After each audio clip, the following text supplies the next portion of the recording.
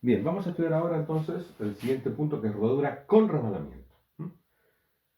Esto es muy importante, en muchos problemas vamos a verlo, y se produce cuando en el punto de apoyo, digamos, la velocidad del centro de masas es distinta de omega por r, que es la condición de rodadura pura. Vamos a ir viendo entonces que actúa la fuerza de rozamiento cuando eso ocurre, ¿sí? Y es debido entonces a un desplazamiento, como dije en videos anteriores, entre el punto de contacto y el plano. O sea, digamos, el punto de contacto entre el plano y el cuerpo que rueda, ¿sí? Ese punto que llamamos P, en vez de estar quieto, o sea, el eje instantáneo de rotación que estuviera en reposo, ese punto se está desplazando. ¿Ven ustedes? En el caso de rodadura pura, cada punto del cuerpo que rueda apoya simplemente sobre el plano. Produce un apoyo nada más. Pega y sube. Produce digamos un dibujo llamado cicloide, no sé si lo han visto en matemática. Si yo agarro cualquier punto de estos y lo sigo, va a producir una especie de cicloide. Y eso implica que el cuerpo apoya, pero no hay desplazamiento entre el punto de apoyo y el plano. ¿Sí? ¿Ok? Cuando ocurre el desplazamiento, es cuando hay entonces resbalamiento y hay también fricción, por supuesto. Por supuesto que si no hubiera fricción, bueno, supongamos que yo, para que ustedes vean el papel de la fricción, ¿no? Si yo tengo este cuerpo, por ejemplo, y supongamos que está rodando, y yo lo apoyo, lo tiro de golpe en la superficie, lamentablemente en el laboratorio lo podemos hacer con una rueda, acá no lo puedo hacer, ¿sí? Pero ustedes tienen que imaginarlo. Lamentablemente en estas clases hay más imaginación todavía que en las presenciales. Entonces, esto va girando. Si yo lo apoyo y no hubiera rozamiento, va a seguir girando, porque nada le va a impedir que siga girando, si no hay rozamiento. Ahora, cuando hay rozamiento, ¿qué va a ocurrir? Ahí vamos a ver lo que va a ocurrir justamente. Entonces, para que haya resbalamiento, tiene que haber rozamiento. ¿Ok? Ahora, ustedes dirán, ¿y cómo? Cuando rueda perfectamente en el rozamiento, sí hay rozamiento, pero ¿qué pasa? El rozamiento no actúa, ¿por qué? Porque no hay desplazamiento entre el punto y la superficie. Es como un cuerpo que estuviera quieto. Yo, si este cuerpo lo tengo quieto, ¿hay rozamiento? Sí hay rozamiento, pero ¿funciona el rozamiento? ¿Actúa? No, ya sabemos que en un cuerpo que está quieto no actúa el rozamiento, que no hay ninguna fuerza aplicada en el sentido, por ejemplo, horizontal, no actúa el rozamiento. ¿Por qué? Bueno, porque si hubiera rozamiento se movería solo, obviamente, es absurdo, eso lo vimos en dinámica, ¿no? Así que el rozamiento está presente, pero no actúa. Bueno, acá pasa lo mismo. Ustedes tienen que imaginar que la rodadura pura es como que los puntos están en reposo y el rozamiento, estando presente, no actúa. ¿Cuándo va a actuar? Cuando ese punto intenta moverse, o sea, en el caso del resbalamiento. Vamos a ver tres casos distintos de resbalamiento. El primer caso es que tengo mayor velocidad de traslación que de rotación. ¿Qué significa eso? Que el cuerpo se traslada más de lo que está rotando. Acá está rotando, por supuesto, en el mismo sentido. Como ustedes ven, omega entrante rota así, en el mismo sentido que, digamos, que se desplaza para rodar perfectamente. Esto sería entonces la traslación y esto la rotación. Como ustedes saben, este movimiento lo podemos separar en esos dos casos, ¿no? Traslación pura, como si fuera un cuerpo que no rueda, y rotación alrededor del centro de masas. ¿Y qué hacemos? Sumamos los dos efectos y me da el efecto final. Noten ustedes entonces que si tengo más velocidad de traslación que de rotación, cuando esto gira, esta velocidad en este punto, debido a la velocidad tangencial producida por la rotación, es menor que esto, por hipótesis, ¿no? Por lo tanto, ¿para dónde se mueve ese punto? El punto de contacto. Si esta es mayor que esta, se mueve para allá, como ustedes ven, BCM menos omega R. ¿Gana quién? Una palabra, para decirlo gráficamente, gana la velocidad de traslación. Entonces este punto, que es el punto de contacto, intenta moverse ¿para dónde? Para la derecha. Si intenta moverse para la derecha, la fuerza de rozamiento se opone, ahí aparece la fuerza de rozamiento que es para la izquierda, la fuerza de rozamiento, oponiéndose al desplazamiento. Esta fuerza de rozamiento hace dos cosas. Fíjense, primero, genera un momento alrededor del centro de masa, como ustedes ven, ¿sí? ¿Para dónde es el momento? El momento centrante. R, sería el primer vector, va desde el eje al punto de contacto, donde está la fuerza para allá, y entonces el tau es entrante, como ustedes ven. El tau entrante genera un alfa entrante. Recuerden que, aplicando la ley de Newton, siempre tau y alfa tienen el mismo sentido, porque por supuesto el momento de inercia es un escalar positivo. Así que el sentido de tau y el sentido de alfa son siempre el mismo. Es como el sentido de la fuerza y de la aceleración. Siempre tiene un sentido porque la masa también es una escala. Entonces, siendo el tau entrante, alfa es entrante. Si alfa es entrante, alfa tiene el mismo sentido que omega. ¿Ven ustedes? Alfa y omega tienen igual sentido. ¿Qué pasa entonces? Si la aceleración tiene igual sentido que la velocidad angulares, omega aumenta. ¿eh? Entonces lo que está pasando acá es que omega está aumentando, ¿ven ustedes? ¿Qué pasa con la velocidad de traslación? Por el contrario, bueno, si esto se traslada para allá y la única fuerza que tiene aplicada en sentido horizontal, estamos suponiendo que no hay ninguna otra fuerza en sentido horizontal, ¿no? Solamente está liberado al rozamiento. Si la velocidad es para allá y la fuerza es para allá, por esta expresión, no la dibujé yo acá, pero tenemos una aceleración, porque para no echar demasiado el dibujo, no dibujé esa aceleración, pero ustedes ya saben que teniendo una fuerza para allá, voy a tener una aceleración en este sentido. Y si la velocidad es para allá, en el sentido hacia la derecha, y la aceleración hacia la izquierda, ¿qué va a pasar con la velocidad del centro de masas? La velocidad del centro de masas disminuye, como ustedes ven. ¿Sí? Esto tienen que analizarlo perfectamente ustedes para ver entonces que esta fuerza de rozamiento, insisto, produce esos dos efectos. ¿Eh? Repito entonces, provoca un momento que aumenta la velocidad angular. Y por otro lado provoca esa fuerza, provoca una aceleración que hace que la velocidad de traslación disminuya. ¿Para qué pasa eso? ¿Por qué la física hace esto? Bueno, es muy interesante. Lo que quiere este sistema es lograr la rodadura pura. Fíjense ustedes, ¿y cómo logra la rodadura pura? Si esta es la inecuación, o sea que hay una desigualdad de entrada, debido a que el sistema no está rodando en forma pura, ¿a qué tiende esto? A que sea esto igual, BCM igual a omega R. Entonces fíjense lo que ocurre. Si omega aumenta y BCM disminuye, ¿qué está pasando? Omega aumenta. ¿Sí? ¿Eh? Y BCM, o sea, la velocidad del centro de masa disminuye. Entonces, ¿qué pasa? Llego rápidamente a la igualdad. Tengo una ecuación que el término de la izquierda es mayor que la derecha y uno sube y el otro baja, rápidamente van a llegar a la igualdad. Mucho más que si solamente uno subiera. Entonces, esto parece que fuera especial, ¿no? Para que rápidamente, como ustedes ven, se llegue a la igualdad. Cuando se llega a la igualdad, entra en rodadura pura. ¿Y qué pasa cuando entra en rodadura pura? ¿Sigue esta aumentando y esta disminuyendo? No, no, porque cuando entra en rodadura pura, la fuerza de rozamiento, ¿qué pasa? Desaparece. ¿Por qué desaparece la fuerza de rozamiento? Bueno, porque ya el cuerpo no se desplaza respecto al plano, el punto de apoyo del cuerpo. Entonces, es simplemente un apoyo, como un cuerpo que está simplemente apoyado, no hay desplazamiento y la fuerza de rozamiento desaparece. Al desaparecer la fuerza de rozamiento, no hay ni tau, ni una fuerza, por supuesto, no hay aceleraciones de ningún tipo, ni angular, ni lineal, y entonces el sistema, digamos, sigue con su velocidad tanto lineal como angular constantes, porque desaparecen las aceleraciones. ¿Se entiende entonces esto? ¿Mm? Los demás casos son parecidos, por eso, me centro en explicar bien esto para que ustedes vean después lo que ocurre. Entonces, analicen bien, después ustedes, lo que pasa cuando aparece esta fuerza de rozamiento.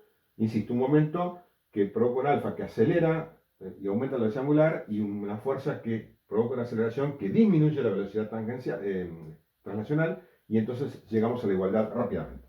Cuando llegamos a la igualdad, entonces repito, desaparece la fuerza de rozamiento y el sistema sigue, digamos, como moviéndose con el principio de inercia, con velocidad lineal constante y velocidad angular constante. Ya no hay ninguna fuerza externa que actúe. Estamos descontando, por supuesto, el peso y la reacción de plano, ¿no? Porque son fuerzas que están en sentido perpendicular al movimiento, no las considero.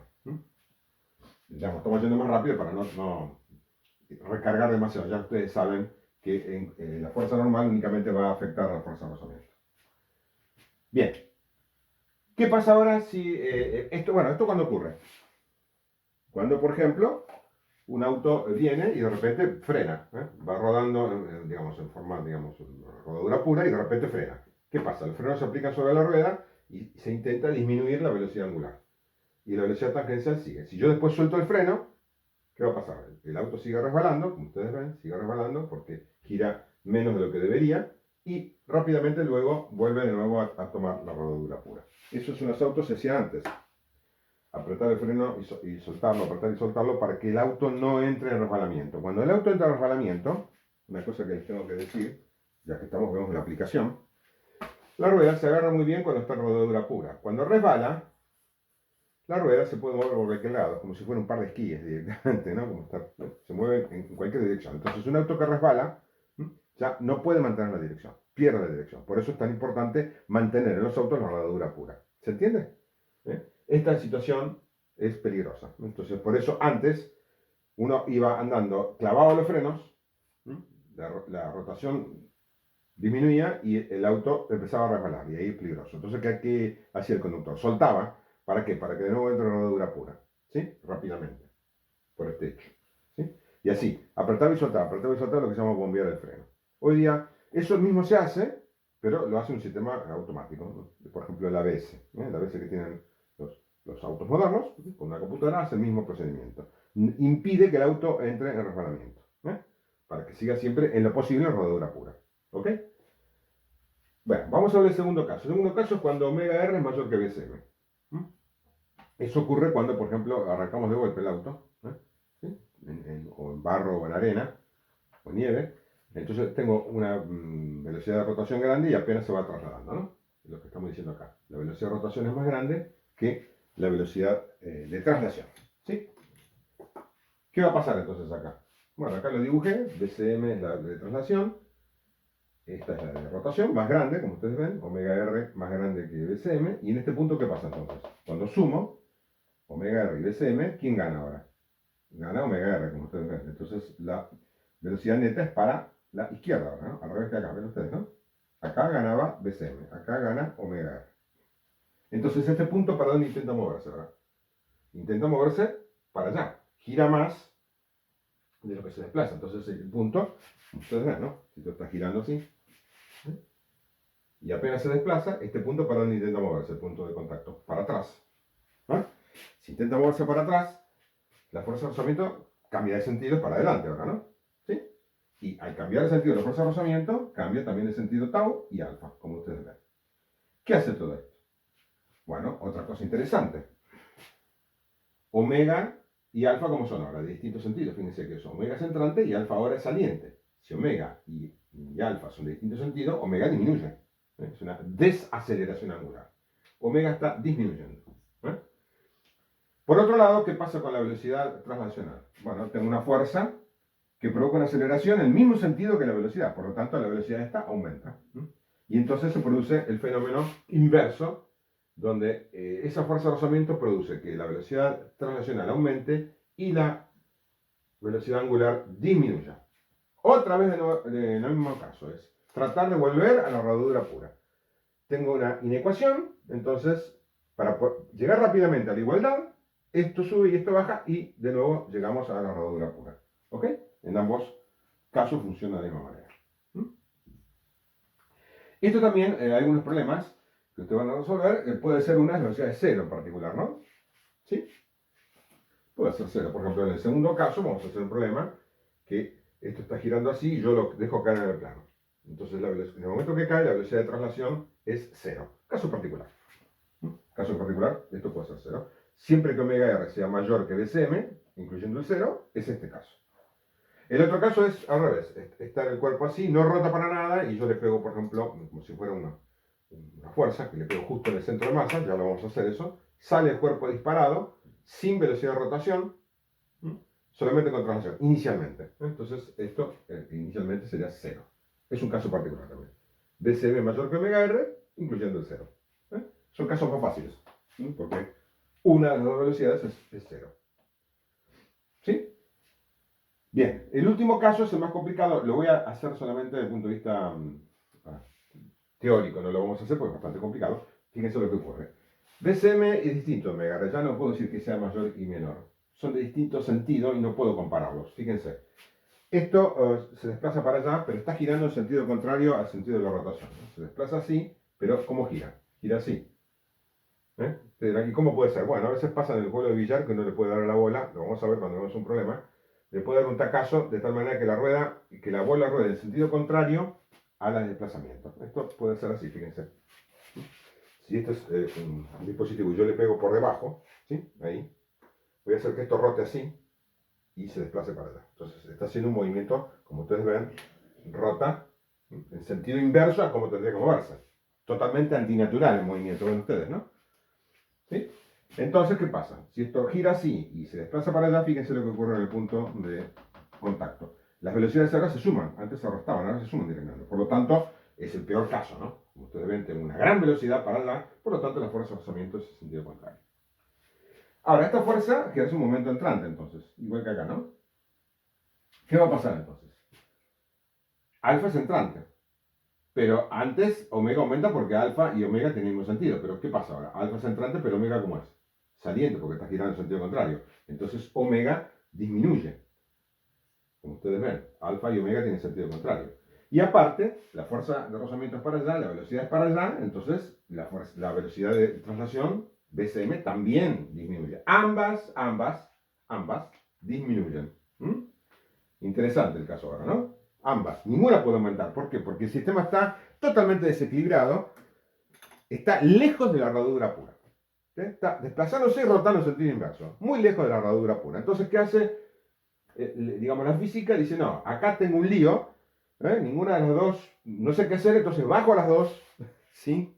Como diciendo, la única manera de solucionarlo es bajar esta y ver qué pasa. ¿Eh? Y ver qué pasa. Baja las dos y ahora pueden pasar tres cosas si bajan las dos.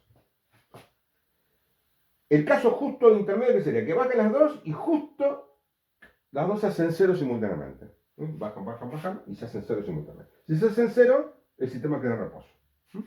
Pasa a veces. En el billar lo pueden ver. La bola le doy, gira en sentido contrario, avanza y de repente ¡pac! Queda en reposo. Eso es cuando ambas simultáneamente son cero. Eso es una condición bastante poco común, ¿verdad? Entonces, en general, ¿qué va a pasar? Una de las dos va a ser primero cero. Bueno, una vez que una alcance el valor de cero, ¿qué va a pasar? ¿Quién va a ganar? Va a ganar la otra. Entonces, va a ser uno de estos dos casos. Si, por ejemplo, BCM llega primero a cero, ¿qué va a ocurrir? Que va a ocurrir esta condición. Pero va a seguir rotando en sentido contrario, no en esta condición, ¿no? Digamos, quiero decir que va a ganar omega R, pero va a seguir rotando, se va a detener en el sentido translacional, va a seguir rotando en el sentido rotacional, por supuesto va a seguir rotando, y va a avanzar en sentido contrario. O sea que es el famoso caso que la bola avanza y luego retrocede. Sí, también se puede ver en el billar eso. Avanza, se detiene y retrocede. Ahí, ¿quién ganó? Ganó omega. Si por el contrario, avanza, sigue rotando en sentido contrario y se detiene la rotación, y sigue avanzando, y luego entonces vuelve a avanzar en el sentido correcto, la que gana, ¿quién es?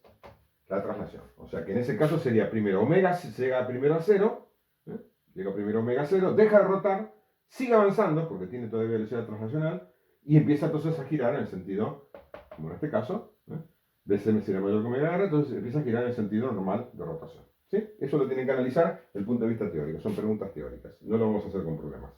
¿Sí? Pero ustedes lo pueden ver si lo han visto alguna vez en el billar o, bueno, si alguna vez lo vamos a en el laboratorio, es fácilmente visible eso. Cuando uno entonces le da a un objeto que rueda un sentido de rotación distinto al sentido de avance, digamos, de traslación. Están totalmente incompatibles son. Pasa este fenómeno.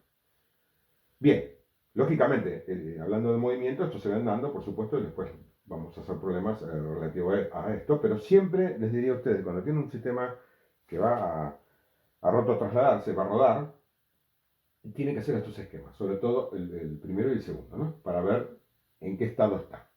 Tienen que evaluar inicialmente en qué estado está, ¿sí? Si está en este estado o está en este estado, luego hacer estos esquemas y ver la fuerza de rozamiento por dónde actúa y, por lo menos, por inspección, saber qué pasa, cuál aumenta y cuál disminuye, para no equivocarse después en el estado final. Generalmente en estos problemas lo que se pide es dar un estado final, dar un estado inicial con resbalamiento, luego de un cierto tiempo entra en rodadura pura, como ustedes ven esto. Y la pregunta puede ser cuánto tiempo tardó en llegar a la rodadura pura. O sea, este fenómeno no dura mucho tiempo, como ustedes ven, dura un tiempo. Aparece esta fuerza, insisto, y se produce esta disminución y este aumento hasta que llega a la igualdad. Eso tarda un tiempo. No es, por supuesto, instantáneo ni mucho menos, pero se puede medir ese tiempo, se puede calcular. Ese generalmente es el objeto del problema. Y también calcular justamente las velocidades finales. Inicialmente me pueden dar esta inecuación, me dicen, por ejemplo, que esto tiene un valor, esto tiene otro, entonces los conozco, los iniciales, y después me preguntan finalmente qué pasa. Finalmente siempre a qué va a llegar todo, a la rodadura pura. O sea que al final de todo, si inicialmente tengo la inecuación, finalmente, en rodadura pura, como ya sabemos qué va a pasar, voy a llegar a esto. O sea que esto sería entonces el caso final, ¿no? Para velocidad final y omega final, tengo rodadura pura.